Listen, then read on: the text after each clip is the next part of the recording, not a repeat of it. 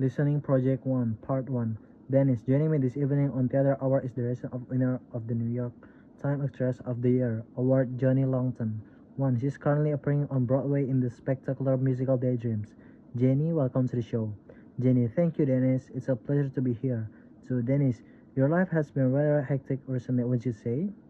Jenny, oh yes, I haven't had time to take a breath, honestly, for about 6 months. Let's tell us what you are up to. Well, the gyms has been running for 3 months now, but I've been working non-stop since I began working on my new movie. Ah, yes, this is quite a departure for you, isn't it? Number 4. And as much as I have never worked in cinema before, yes, it is. I have found it a very rewarding experience and very different challenge compared to the theater work. Oh, totally, but that's been a great thing. From the audition to when we began shooting, it's just been a steep learning curve for me. You don't have to time to sit down and think, what am I doing here? I belong in a little theater in Kansas. Tell us something about this movie. Well, everyone knows Tom Cruise plays the lead role, but it's a team performance to tell you to the truth. Yeah, Tom is our quarterback, but he has great support all across the field. What position are you in this football team? Me? Oh, I carry the sponge to the injury guys. No, seriously, I play one of Tom's wives. I don't want to give too much away to spoil things for the listeners. But Tom isn't exactly a good guy in this movie.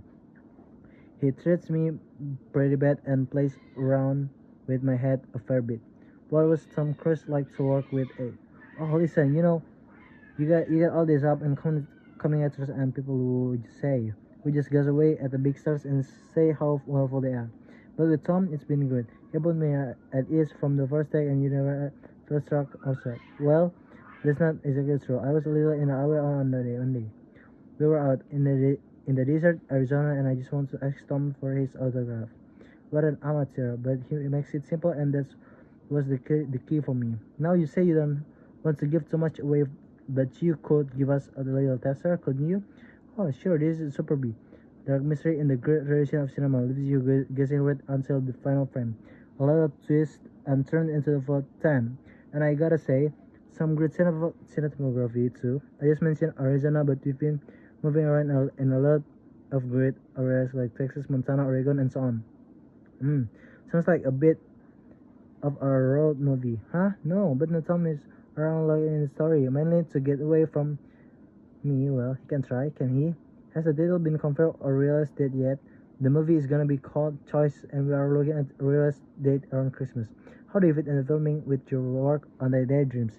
It can be possible, can it? He didn't think so either.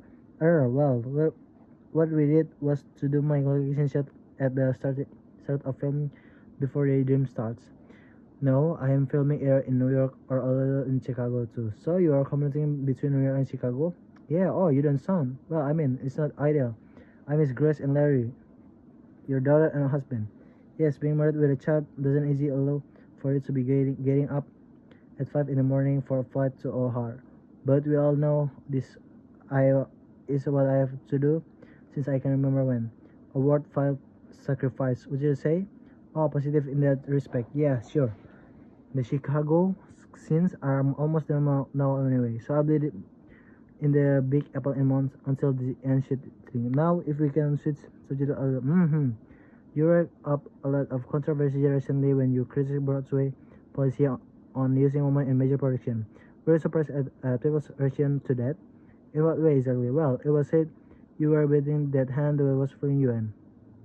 That was unfair, you don't think so? I was like, I supposed to keep quiet just because I work there. Come on, get real.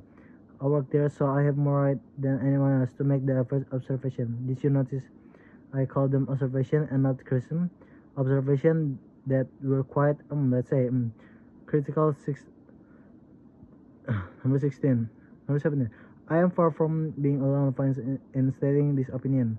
It just happened that I am well known starring in a current musical actor performing now in this movie like Tom Cruise. And now the press are interested in what I have to say. Was this by any less valid 2 years ago when I made it?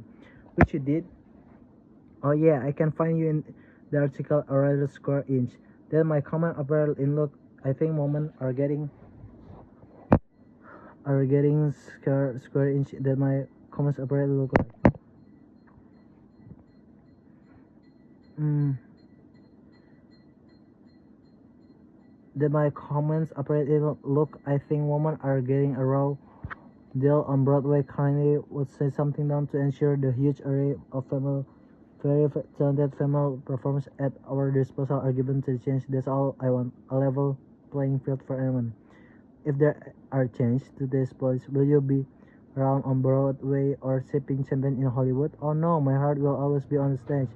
Doing this movie has given a new aspect to my version, but I will never do that. The theater set of me behind. Jenny Longton, as always, it's great speaking to you. It's great speaking to you with you. To best of luck with all your projects and come back and see us as soon as possible. Just try and stop me. Thank you for having me on the show, Dennis. Part 2. I love working in the music business.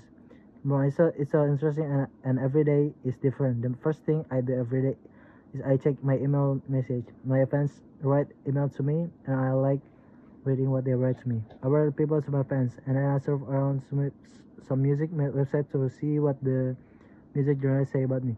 Then I leave the house and go to a small French cafe for breakfast. London is very busy and I just enjoy relaxing with my cup of coffee and I watch the world go. By while I read my newspaper and a couple of music magazines. I usually only eat a pastry with my coffee. I never feel hungry in the morning. At about at about 11 o'clock, my car arrives and takes me to the studio, which is about 10 miles outside the city. I meet the other members of the band and we drink up of a coffee together and talk about the idea we have for a day in the studio. We never start working in the studio until about midday. We begin with the problems of the previous day.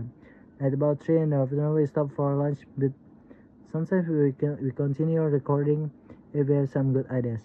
Because I'm the singer in the group, I must be careful with my voice. I never sing. If I feel tired and I drink a lot of water during the day. For a couple of hours until 6 p.m. I don't sing 8, but I help the rest of group with the music. I go back to London by car and arrive at home at about 6:30 or 7. Sometimes I have an interview on the TV. It's always interesting for me. I met my boyfriend Peter, and we go to eat tasty meal in a restaurant. He loves foreign food, so we often go at Indian food or Greek restaurant or something similar. I never go to the bed too late as I don't want to be tired for the studio. Part 3. Diego Garcia made it to the French Open semifinals and says his new kids made the difference. In the Tour de France, Gianfranco Baresi won stage 5 and now has a strong overall lead. At the IBM Open, Mark Chappell in front of a delayed start, while Canadian pulled off a lucky hole in one. In Formula 1, Gerd Kruger took pole position for the Japanese Group Grand Prix in wet condition. In baseball, Milwaukee, Boston, Chicago White Sox, Tampa Bay, and Houston all won their games. That's all. Thank you.